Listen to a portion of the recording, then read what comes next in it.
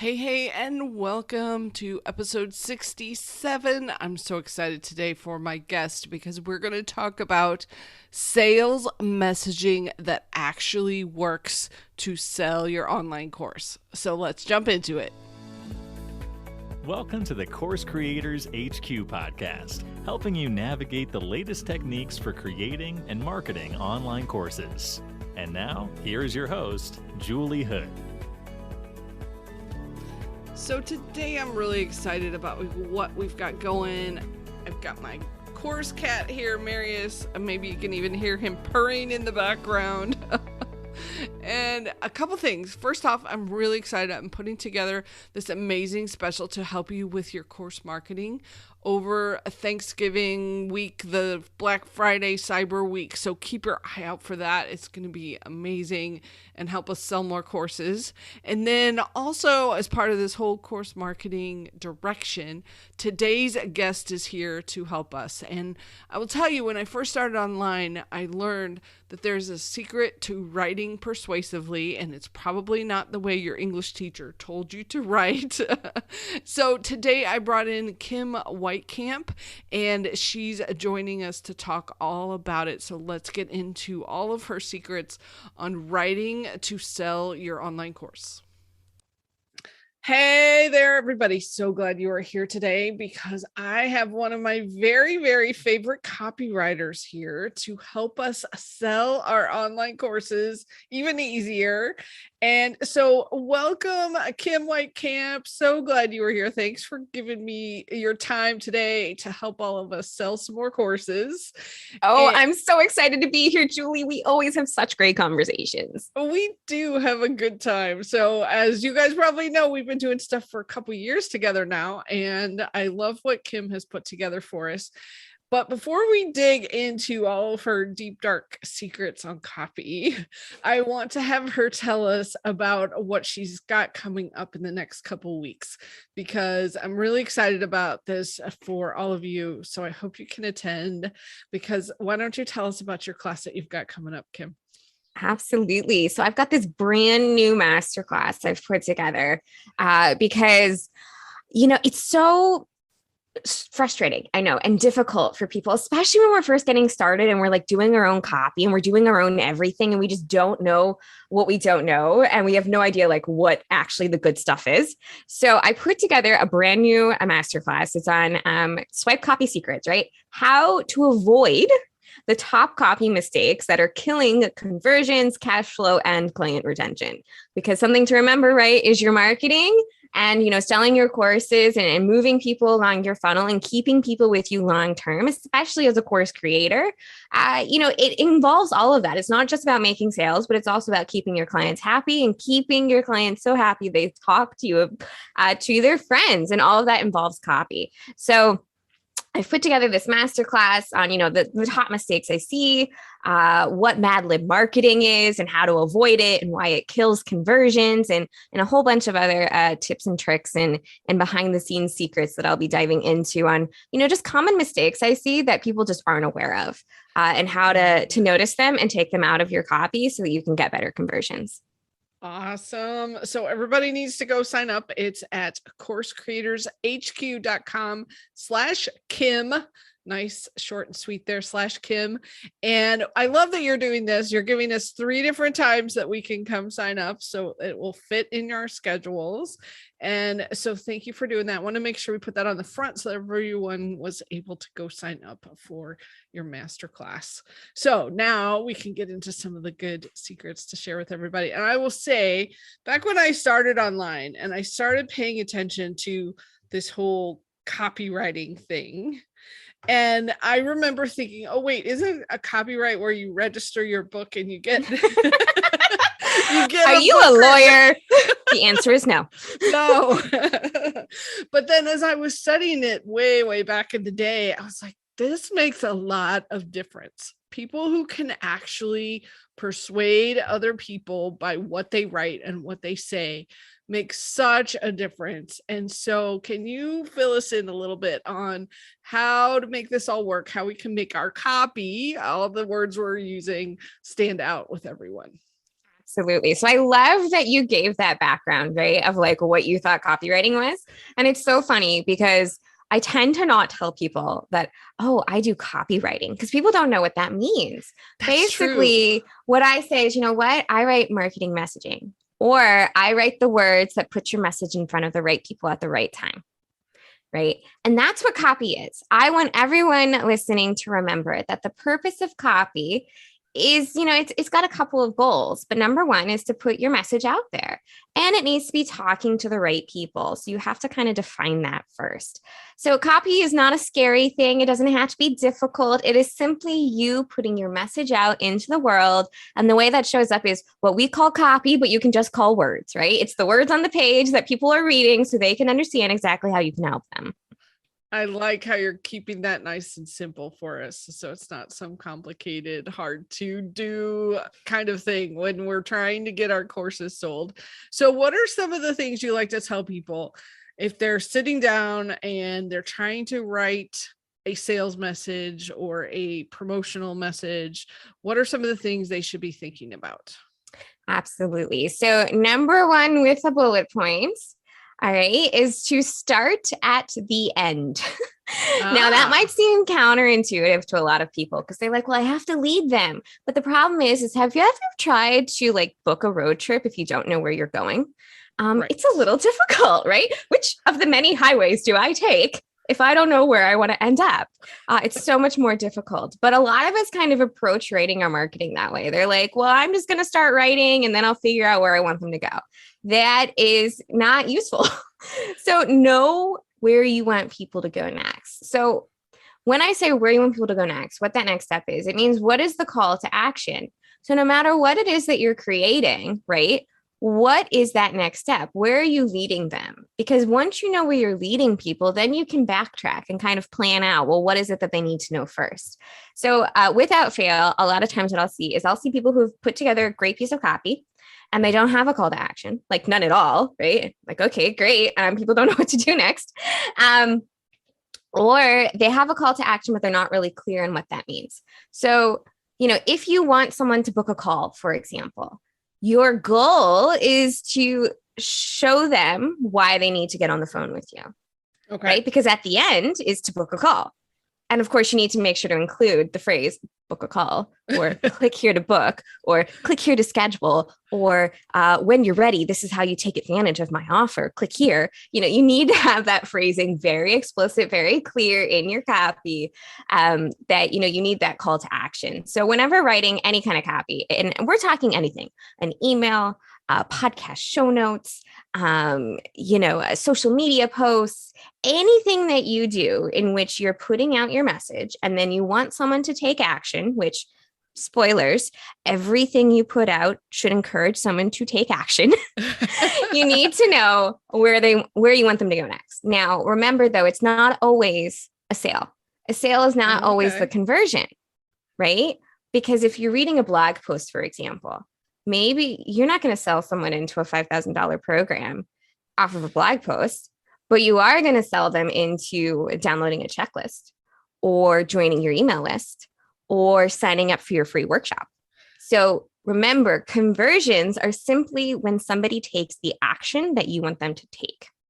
So there's so much good stuff there. I hope everyone was like taking notes as you were talking about this, because there are so many things we can unpack. But the one thing that I really love about what you said is making sure that you have that call to action. Because I don't know how many times I've read an email or I've been on a website and you get to the end and there's nothing there for you to do, or nothing to tell you where to go next or what to do next. And I know I've been guilty of that time sometimes too. So I'm so glad you were specific about that and getting us. So we're going to start with our call to action. Yes. So start with, the end point. Where do you want people to end up? Right? Where do I want to end up? Okay, this is what I want them to do. And then backtrack and decide, who are you talking with?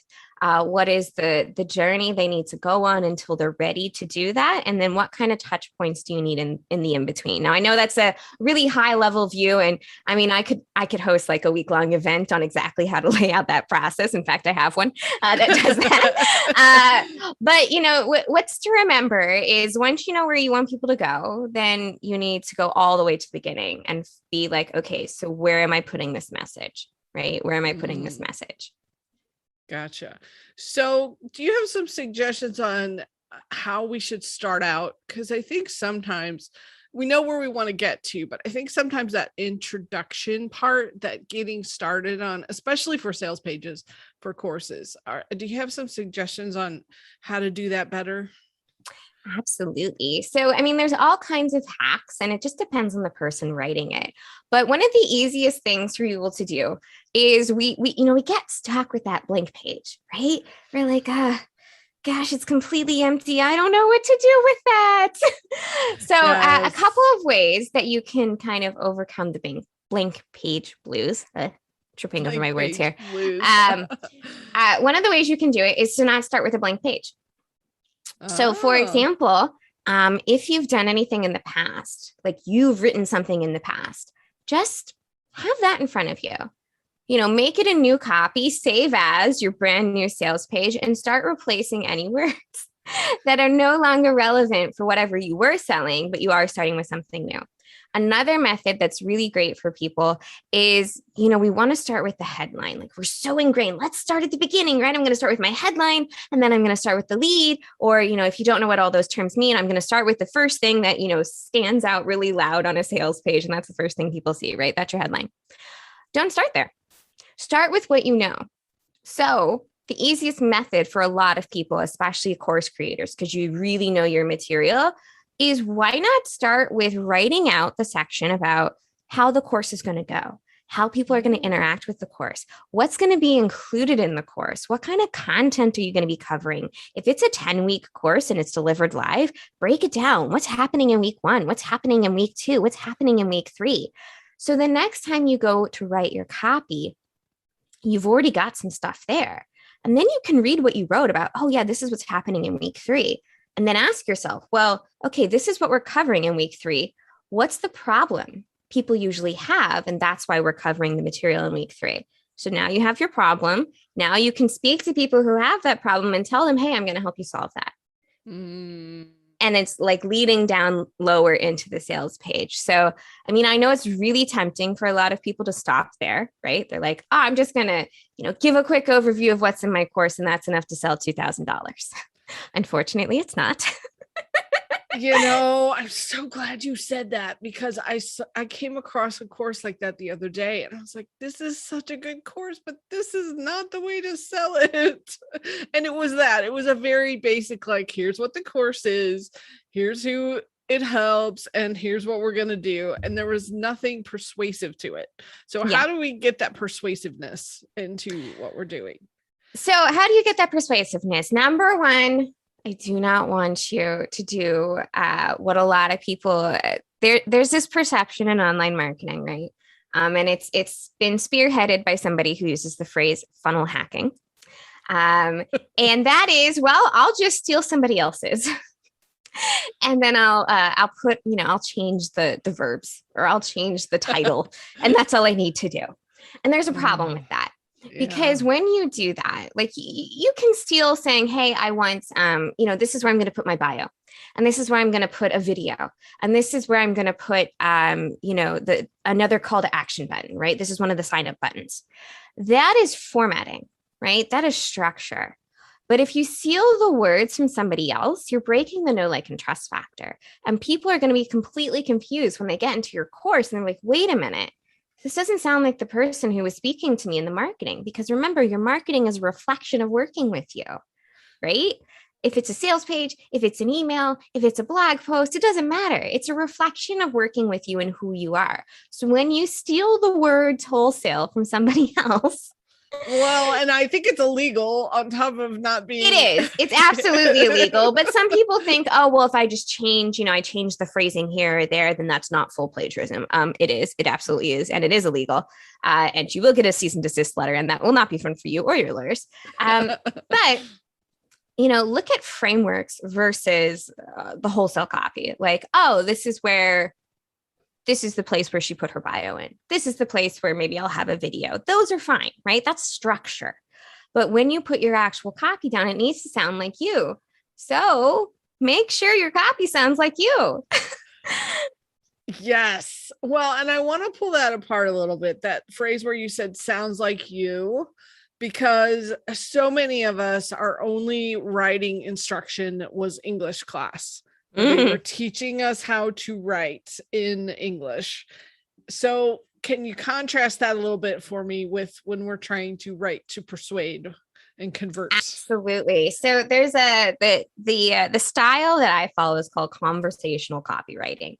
And it's exactly what it sounds like. It sounds like you're having a conversation with somebody on the other end. Like when you read it, this person is talking in your head. They're like, yeah, that's me. Yeah, that's me. Yeah, that's me. And if you're not watching the video of this, basically what you want to do is you want to get the nod. You want someone to read something and be like, yep, that's me. Keep reading. Yep, that's me. Keep reading. Yep, that's me. Yep, that's me. So your reader keeps nodding their head. So how do you do that? Well, you make it conversational. You make it as if you're talking with somebody. Well, how do you write like you talk? There's a great hack. It's one of my favorite things in the world. And aren't we all so lucky to have this technology? And it's called otter.ai. Yes, it's a great tool. So how do you write like you speak? Literally speak into your phone or into your computer or into your computer mic, whatever it is. And for some of us, it's a little awkward, right? To like just start talking to ourselves. We feel a little guilty. We're like, should somebody start like, looking for the doctors with the padded rooms? No, you shouldn't. So if you're worried about that, what you can do is, gather your top questions that people usually ask, like, this is my problem. Can you help me with it? Get a friend to ask you the questions on Zoom, right? Record your answers.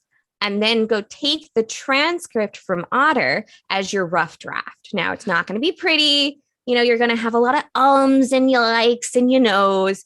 It's not going to be completely formatted properly. You might have a couple of words where you're like, wait a minute, what did I say there? And Otter has this great tool where you can re-listen to it and edit as you go. So that's not a problem. But it becomes your rough draft, which also solves that blank page. I cannot say it today. Also solves the problem of not having words on the page when you start writing. Yes. Okay. So you start with that transcript of talking about it, right? Okay. Yes, talking about it. And then it sounds conversational, right? Because instead of having a disconnect between what you're thinking and what you're typing, you're actually quote unquote typing as you speak, because you're speaking and a transcript's getting generated. So that's a great way for something to be conversational. And, if you're wanting to add that persuasion, just always remember, who are you talking to and what is their problem? Okay. Who are you talking to and what is their problem?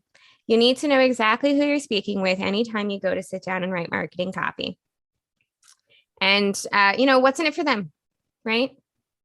So what do you think we should do if we have multiple audiences to where our messaging could apply to more than one person? So for example, with course creators, I could have podcasters, I could have coaches, I could have consultants. Do you have any suggestions for us of being able to reach different kinds of audiences with the same page? Or do we have different pages? Or I'm just curious what you think we should do with that. Yeah. So my rule of thumb is pick one. Okay. Right. You might have 3 distinct audiences and your particular, like your 24-hour course creator, right? That's a fit for a lot of different people. Mm-hmm. But when I say write to one, I mean like one person, because you're having a conversation. And while it's interesting to like go and try and participate in a group conversation, which there are 10 people, you'll realize, right, it needs to be dominated by 1 or 2 people, because it's really difficult for all 10 people to speak at once. So remember that you're having a one-to-one conversation with somebody. So when you're writing your copy, literally one person. Who is the one person you're writing to, and have that in your head. And, some people find it great to like have an image of somebody, or to make up a mock avatar and put it on their computer when they're writing, and like, write out the statistics and the demographics of this person. This is who they are. But remember, it's a single person. So you're not saying I'm speaking to everyone who's 25 to 40 and a woman and wanting to lose weight. That's not the person you're writing to. You're writing to a single individual, right? A single individual. And what happens is, if you find you've got more than one ideal audience, right? Julie, you mentioned podcasters, you mentioned coaches, you mentioned consultants. So if you choose one person and you write your copy for it, what often happens is, if somebody is on the peripheries, if somebody is similar enough to that type of person, the message is going to resonate. They're not like, Yes. think of like a dartboard, right? While they may not be the bullseye, they're probably like 3 or 4 circles away. So it's still close enough, right? It's still close enough. And if you are speaking to, in particular, diverse named categories, like, as you said, podcasters, coaches, then whenever you have like a section in your copy, you can say, are you a coach, podcaster, or consultant who? But the copy itself needs to be written to one of those people. I'm so glad you pointed that out, because sometimes when I will try to get some of my students, like, I want you to niche down and pick a certain audience, and they get real defensive because they're like, no, wait, I don't want to exclude all these other people. And the part you mentioned about the targeting, like, it's close enough that you'll pull in those other people too. That's so smart. So thank you for sharing that with us. That's so good. Absolutely. And it's, I get it, right? I can help everybody. But there's a popular quote, and I wish I remember who said it, but it's like, when you try and serve everybody, you serve nobody. Or when you try and make everybody happy, you make nobody happy, right? And that's the case when you don't niche. And, I know people who swear, they're like, I'm a generalist and I do fantastic. And I'm like, great. But I bet it's about 10 times harder to write your own copy, because you are a generalist and people can't see themselves in your copy because you appeal to everybody. So instead of worrying about, hey, I need 500 people, what if you could get 100 people to that sales page, but every single one of them was your ideal person? And that means they're 10x more likely to say yes to working with you. I 100% agree with you on this, because for a long time, I was just working with general internet marketing. So one day I'd have somebody that was trying to sell pizzas from their pizza business, and then I'd have a chiropractor, and then I'd have an author with a book and a coach, and trying to talk to them in all of their different languages. Like, what are we selling? Are we selling courses? Are we books or pizzas? It's really, really hard. So when I finally decided, like, course creators are my tribe, my people that I want to connect with, and so I just can talk about courses, and that's going to pull in the right people for me. So glad you were in the same place with me on that one. Absolutely. Absolutely. I'm all about niching, it's niching, however you want to say it. Don't think about it as excluding people. Think of it as identifying who's the best fit, and then focusing on getting the best fit into your world, because those are the people who are most likely to say yes, and the people who are the most ready to say yes to you. Yes. Oh, I haven't heard anybody say that before. That's really good, that those are the ones that are ready for you. So that's fantastic. Okay. Well, and I know you and I could talk for hours and hours about this, because we just have such a good time, and you have so much good stuff for us, but maybe you can wrap us up with one good thing that you think, that will help make all of our writing a little bit easier. Do you have one thing that you would pass along or tell us? Absolutely. I've already said it, but record yourself talking about what you do. Record yourself talking about what you do and use it as your starting point. There's no reason you need to start with a blank page. And when you're so worried about how you're going to say something, you're actually kind of stopping yourself from putting yourself into your marketing. Like, there's no one right way to write your marketing, in my opinion, because what makes your marketing and your copy and your words stand out above everybody else who does it, right? Like, I write copy. Guess what? There are thousands of copywriters in the world. What makes me stand out? Me. People like to work with me. They like my energy. They like the way I talk about things. They like the way I explain things. The reason they want to work with me is because they want to work with me. And if you don't put yourself into your marketing, if you're like, well, I've got to have a very specific way of explaining this and saying this, then you start to sound like hundreds or dozens of other people who they could go to. Right. Oh, so good. I'm so glad you could be here today because there's so much knowledge that you shared in just a few minutes. So I know if we get into your course and your class, we're going to get so much more from just spending a few hours with you. So kind of give us the overview of if people are interested in what you've got going on. I know we've got the classes that's at the link coursecreatorshq.com/Kim. Make sure you check that out so you can get a hold of the free masterclass. But tell us a little bit more about how people can work with you, what other things you have out there too. Absolutely. So I'm a big believer in people understanding and taking ownership of their own marketing. So I host a series of trainings and workshops. So, right, the free masterclass is coming up. I also host 3-day events. That's coming up too, November 16th through the 18th, where you actually start to write your copy, right? We help you dive in and show you how to write copy that sounds like you, helps you stand out, and get you conversions. And so you actually do the writing for your lead generation funnel over the course of 3 days. Also, I've got a couple of other methods and trainings and workshops that I host on a regular basis. So if you're interested in those, you can always reach me at contact@theaudienceconverter.com. Again, that's contact@theaudienceconverter.com.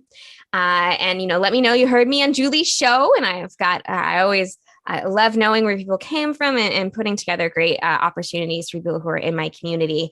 And as I mentioned, I've got the Audience Converter podcast for community leaders. So if you want a bunch of free information about copywriting, about building community, about using your marketing to build the business you want that's going to support the life you want to live, go ahead and check that out too. Yes. And I will put the link to your podcast in the show notes so everyone can jump over and subscribe to that too. So thanks so much, Kim. I really appreciate you being here and sharing all your knowledge with us to help us write better copy and get our courses sold. So thank you so much. Thank you for having me, Julie. Always love to be here.